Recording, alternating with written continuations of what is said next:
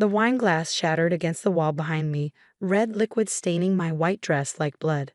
The elegant restaurant fell silent, other diners turning to stare at our family drama unfolding in the private dining room. My name is Emma Sullivan, and this was the moment I finally stood up to my family's manipulation. How dare you refuse to help your brother? Dad's face was purple with rage, his fist still clenched from throwing the glass. Mom clutched my brother Michael's arm, tears streaming down her perfectly made-up face. The golden boy of the family sat there smirking, knowing his parents would fight his battles as they always had. Those shares are worth millions now, Michael said, his voice dripping with entitlement. It's not fair that you got them just because you were Grandpa's favorite. I touched the wine staining my dress, remembering the day Grandpa had called me to his office 5 years ago. He was dying then, but his mind was sharp as ever. Emma, he'd said, I'm leaving you my shares in Sullivan Tech. Not because you're my favorite, but because you're the only one who understands what it means to build something from nothing. He was right. While Michael partied through college on our parents' dime, I'd worked alongside Grandpa, learning every aspect of the company he'd built from the ground up. When he died, everyone expected his shares to be split equally between his grandchildren. The shock on their faces when the will was read still brought a smile to my face. Your brother's startup is failing, Mom pleaded, pulling me back to the present. He just needs a small investment. If you transfer your shares to him. Small investment? I laughed, but there was no humor in it. My shares are worth $50 million. There's nothing small about that. You never appreciated what this family gave you, Dad spat, reaching for another wine glass.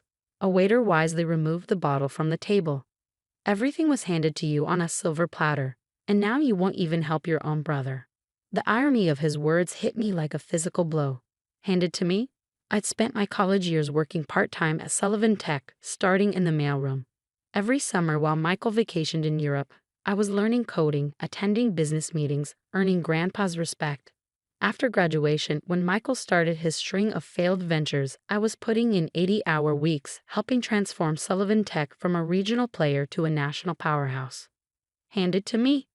I stood up, my voice steady despite the anger coursing through me. Let's talk about what was handed out in this family. Michael's first startup. The one that burned through $2 million of your money in 6 months. His finding himself year in Asia that cost you your retirement savings. Or maybe we should discuss the gambling debts he secretly paid off last year. Michael's smirk faltered. Mom gasped.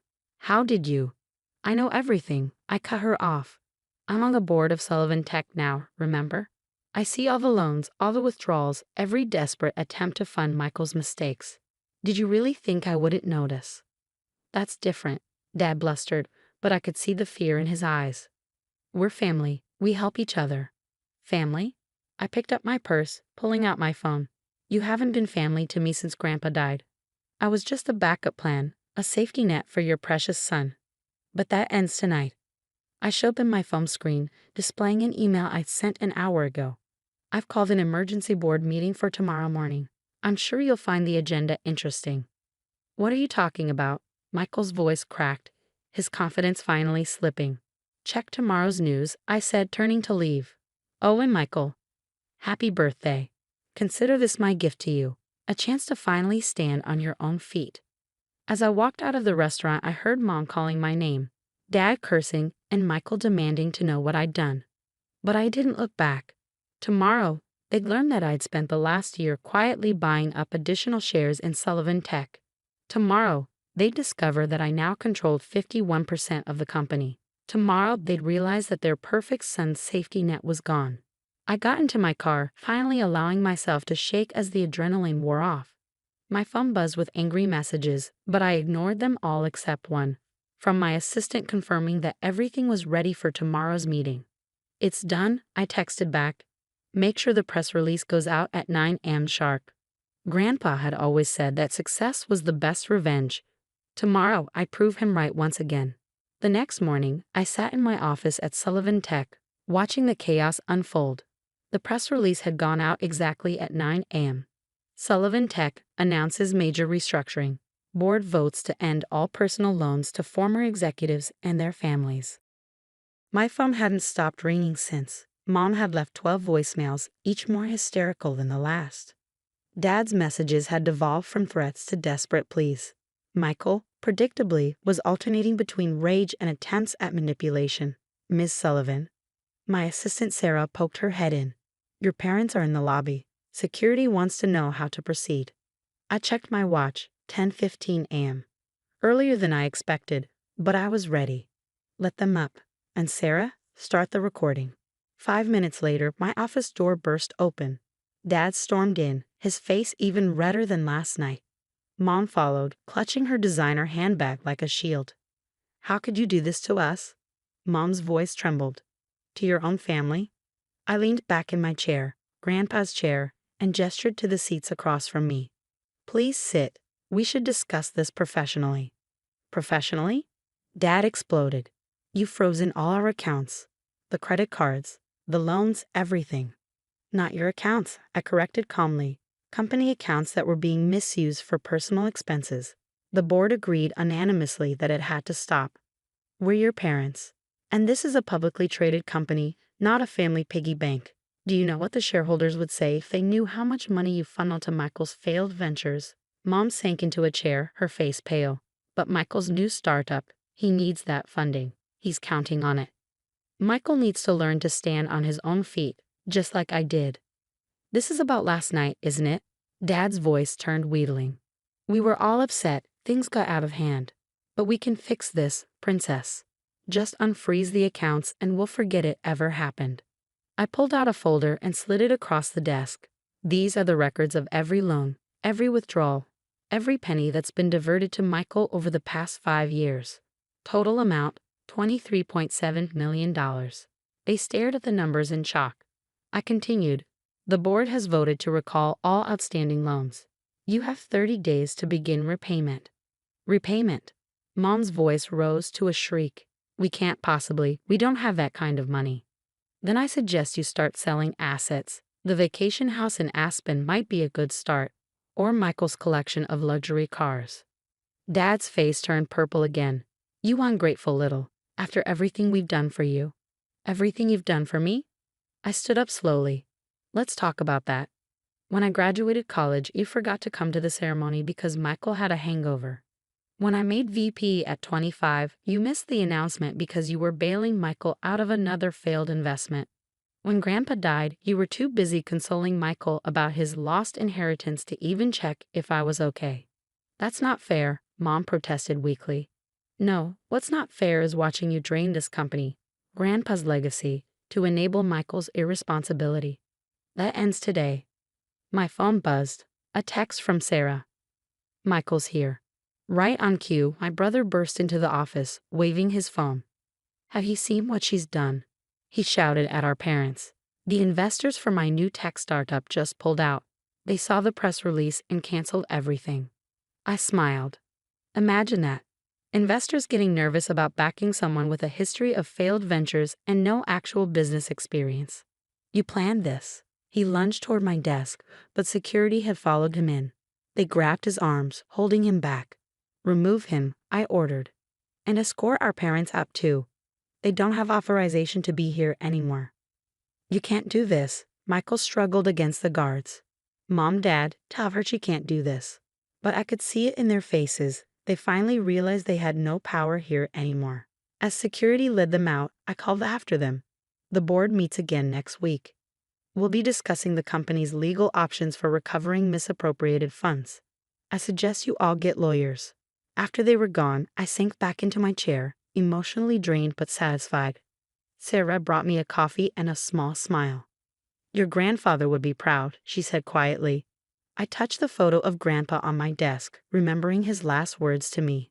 Emma, sometimes the hardest part of running a business is knowing when to cut ties, even with family, especially with family. I know, I replied. But this isn't over yet. They'll try something else. They always do. Sarah nodded. Well, whatever comes next, we're ready for it. I turned to look out my office window at the city below. She was right. We were ready. And for the first time in years, I felt truly in control of my own destiny. 3 months after the board meeting that changed everything, I sat in my office reviewing the latest financial reports.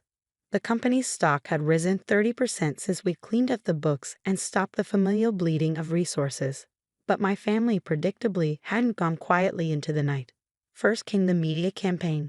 Mom gave tearful interviews to local newspapers about her ungrateful daughter, who destroyed the family.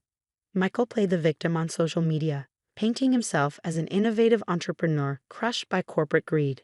Dad tried to rally old business contacts against me. None of it worked. Miss Sullivan. Sarah interrupted my thoughts. You should see this. She handed me her tablet, displaying a news article. My brother's smiling face stared back at me beneath the headline. Michael Sullivan announces new venture, claims to have inside knowledge of Sullivan Tech's corrupt practices. I couldn't help but laugh. Let me guess. He's threatening to expose how the company has been mishandling funds. Yes, Sarah nodded. But here's the interesting part. He's seeking investors for a competing tech company, using the threat of exposing Sullivan Tech as leverage. Perfect. I pressed the intercom. Get legal on the line. It's time for phase 2. What my family didn't know was that I'd been preparing for this moment for months. Every loan, every misused company fund, every instance of their financial misconduct. I had it all documented. More importantly, I had proof that Michael had attempted to use confidential company information to manipulate investors. The next morning, as Michael was holding a press conference to announce his new venture, our lawyers served him with a cease and desist order and a lawsuit for attempted corporate espionage. Mom called within minutes. How could you sue your own brother? The same way you could stand by and watch him try to destroy Grandpa's legacy. I replied calmly. How's the house hunting going? I heard the Aspen property sold well below market value. She hung up on me. The lawsuit made headlines, but not in the way Michael had hoped. Instead of exposing corporate corruption, he exposed himself. Former investors came forward with stories of his failed ventures. Business partners revealed his pattern of deception. His carefully crafted image crumbled. Dad made one last attempt at reconciliation, showing up at my office unannounced. Princess, he began, using the old nickname that once meant something. This has gone far enough. You've made your point, but we're still family. I really looked at him, and saw not the intimidating figure of my childhood, but a tired old man who'd invested everything in the wrong child. No, Dad, we stopped being family the moment you threw that wine glass at me. The moment you demanded I sacrifice my future for Michael's past mistakes. The moment you chose him over and over again. We never chose. Save it. I held up my hand.